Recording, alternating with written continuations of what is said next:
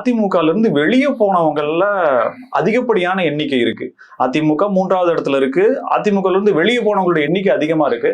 எப்படி அதிமுக அடுத்த ஆட்சிக்கு வரும்? எல்லாரையுமே இப்படியே குற்றம் சொல்லி வெளியே அனுப்பிச்சுட்டே இருந்தாங்க. ஆப்வியஸ்லி குற்றம் கடுமையானதுதான், நடவடிக்கை எடுக்கணும் தான் வெளியில இருந்து தெரியுது. பட் என்ன பண்றது, மறப்போம் மன்னிப்போம்ன்றத ஏத்துக்காம எல்லாரையும் வெளியில அனுப்பிச்சோம் அப்படின்னோம்னா அடுத்த வெற்றிக்காக பாடுபடுபவர்கள் யார்? ஒவ்வொரு மாவட்டத்திலயும் அந்த மாவட்டத்தினுடைய முகமாக எப்படி அடுத்ததுல கொண்டு வர முடியுமா? இவர் என்ன ஜெயலலிதாவா, எம்ஜிஆரா அப்படின்னு சொல்லி ஒரு கேள்வி வருது. நல்ல கேள்விதான். ஒரு விஷயம் புரிஞ்சுக்கணும். இங்க அரவிந்த் கெஜ்ரிவால் கட்சி முதல்ல மெஜாரிட்டி இல்லாம வராங்க. அதுக்கப்புறம் 48 நாளோ என்னவோ இருந்துட்டு அதுக்கப்புறம் வராங்க. 67 3 பேர் தான் பாஜக எம்எல்ஏ.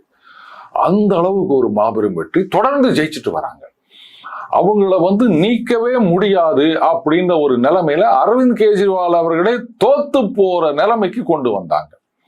இன்னைக்கு டெல்லியில பாஜக மீண்டும் ஆட்சியை பிடித்திருக்கின்றது. அவங்க நிதானமா, அதே சமயத்துல அந்த ஸ்லோ அண்ட் ஸ்டெடி அப்படின்ற மாதிரி ஆழமா காலை வச்சு போறாங்க.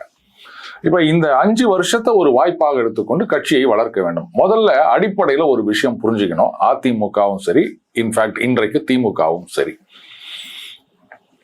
அதிமுக இனிமே மைனாரிட்டி வாக்குகள் அப்படின்றது அவங்க ஒவ்வொரு தேர்தல் முடிஞ்ச பிறகு சொல்லுவாங்க, எங்களுக்கு வரல பாஜகவோட சேர்ந்ததுனால அப்படின்னு. இது 19லயே உங்களை விட்டு போயிடுச்சு. அது இனிமே இந்த பக்கம் திரும்பி வரப்போவது கிடையாது. அப்கோர்ஸ் அதிமுகவுக்குன்னு இருக்காங்க, நான் இல்லைன்னு சொல்லல.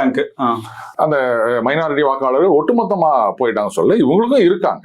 ஏன்னா எம்ஜிஆர் காலத்திலேருந்து வந்தவங்க அப்படின்னு இருக்காங்க, நான் இல்லைன்னு சொல்லல. ஆனா நீங்க எதிர்பார்க்கிற அளவுக்கு அவங்க மறுபடியும் வந்துருவாங்க அப்படின்னு நினைச்சீங்கன்னா தப்பு. இது திருமாவர்களுடைய வார்த்தையில இருந்தா நம்ம எடுத்துக்கணும்.